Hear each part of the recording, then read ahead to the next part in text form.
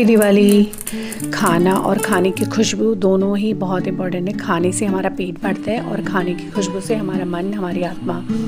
और हमारे यहाँ त्योहारों में खाने के लिए स्पेशल अलग अलग हर स्टेट में अलग अलग वैरायटी बनाई जाती है, मीठा, नमकीन, जिसमें बहुत सारी आपको चीज़ें खाने के लिए मिल जाएंगी।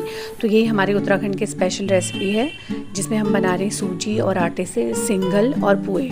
चलिए इसको बनाना शुरू करते हैं। इसके लिए हमें चाहिए, सबसे पहले हम सूजी भिगोएंगे। सूजी चाहिए हमें 1 कटोरा मैंने ली है। हमारी सिंगल और पुए ये बहुत ही इजी, सिंपल, टेस्टी और हेल्दी रेसिपी है और आप लोग भी इसे अपने घर में ज़रूर ट्राई कर सकते हैं। चीनी 1 से 2 चम्मच इसमें घी डालना है और घी का स्वाद, घी से ही हमारे इस मीठे में खाने का स्वाद और बढ़ जाता है। अगर घी नहीं है तो आप इसकी जगह रिफाइंड भी डाल सकते हैं। कई लोगों को घी पसंद नहीं, में रिफाइंड यूज़ कर सकते हैं। तो ये देखिए घी, और इसको सारी चीज़ों को हमें बहुत अच्छे से मिला लेना है। जब तक सारी चीज़ें मिक्स हो जाए तब तक इसको मिलाते रहना। और ये है दूध, इसमें दूध या पानी, पहले मैं दूध डालूँगी, अगर मुझे कम है तो फिर मैं पानी का यूज़ करूँगी। इसमें सूजी, चीनी और घी सारी चीज़ें बहुत अच्छे से मिक्स हो गई हैं। अब मैं इसमें डाल रही हूँ दूध। दूध डालने के बाद भी हम इसको अच्छे से मिला लेंगे और इसको मिलाते जाएंगे। देखेंगे अगर कम लगेगा तो फिर हम इसमें पानी ऐड करेंगे। साथ में मैंने पानी भी रखा है, अगर नहीं ज़रूरत है तो आप इसमें नहीं डालेंगे। और क्योंकि हमें इसका थोड़ा टाइट ही चाहिए होता है बैटर, अभी पहले मैं इसको भिगो के रखूँगी क्योंकि भीगने के बाद ही हमें पता चलेगा, क्योंकि सूजी फूलती है। तो बाद में देखेंगे कि इसमें हमें, और अगर हमें ज़रूरत लगेगी तो हम और सूजी और आटा दोनों चीज़ें इसमें ऐड करेंगे।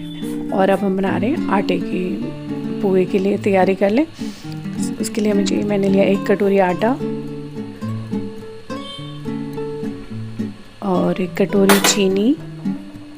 चीनी आप अपने हिसाब से कम ज़्यादा कर सकते हैं, इसमें गुड़ भी डाल सकते हैं या फिर मीठे के लिए खजूर भी डाल सकते हैं। और अब इसमें घी, इसको भी हमने ऐसे ही जैसे हमने सूजी के लिए बनाया था, इसको भी हम ऐसे ही आटे, चीनी और घी को अच्छे से मिला लेंगे।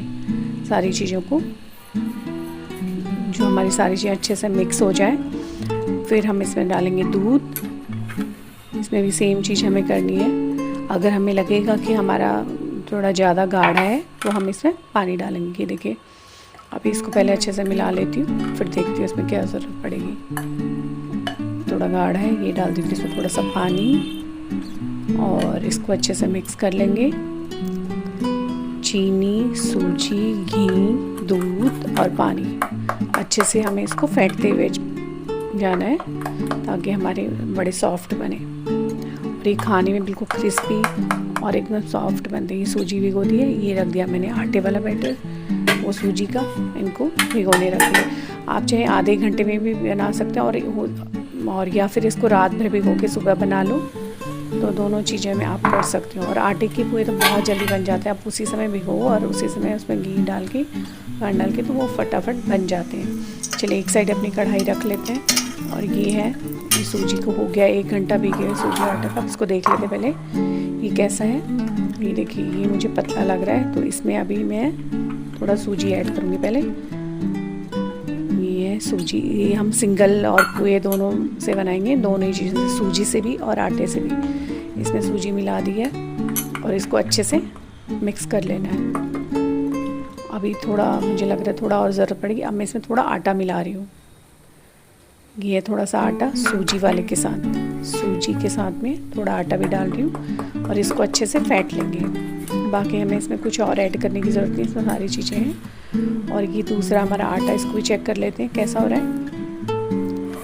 ये भी थोड़ा पतला लग रहा है, इसमें भी आटा डाल। आटा आप जब भी डालो, आटा और सूजी थोड़ा थोड़ा डाल के उसमें मिलाते जाओ और उसको देखते जाओ। और ये ऐसा नहीं कि हमने पहली वाली सूजी बनाई है, भीगी हुई है, तो ये ख़राब हो जाएगी।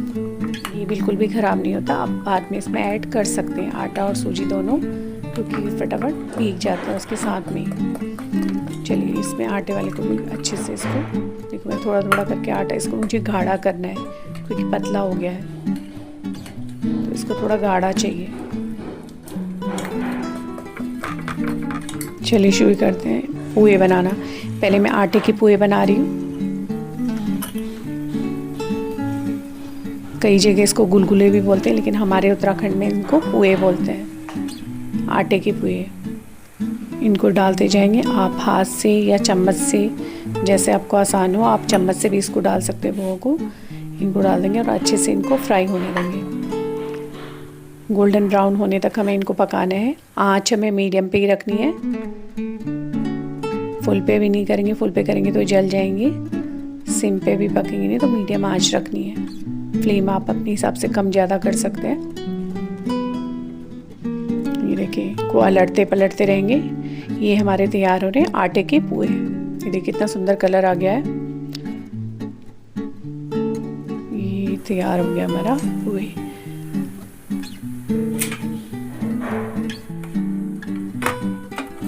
आप चम्मच से भी ऐसे डाल सकते हैं। कई लोग को हाथ से डालने में दिक्कत होती है, तो आप चम्मच से ऐसे डालिए।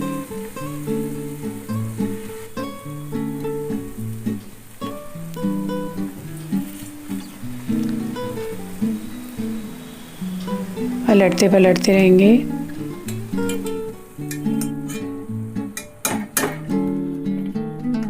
कल के लिए मैंने एक दूध की थैली उसको धो के रख दिया था, उसी का हम कोन बना लेंगे।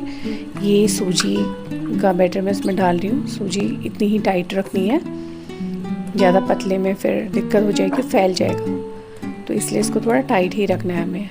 और ये मैंने दूध की थैली में डाल दिया, नीचे मोटा रखा उसका कवर बना के, और नीचे मैंने पहले ही कट कर लिया था, उसमें रबर बैंड लगा दिया। आप चाहो तो भरने के बाद भी उसको काट सकते हो कैंची से। और ये ऊपर भी रबर बैंड, और यहाँ पे इसका रबर बैंड खोल लूँगी। और ये बनाते हैं सिंगल। ये सूजी के सिंगल में बना रही हूँ।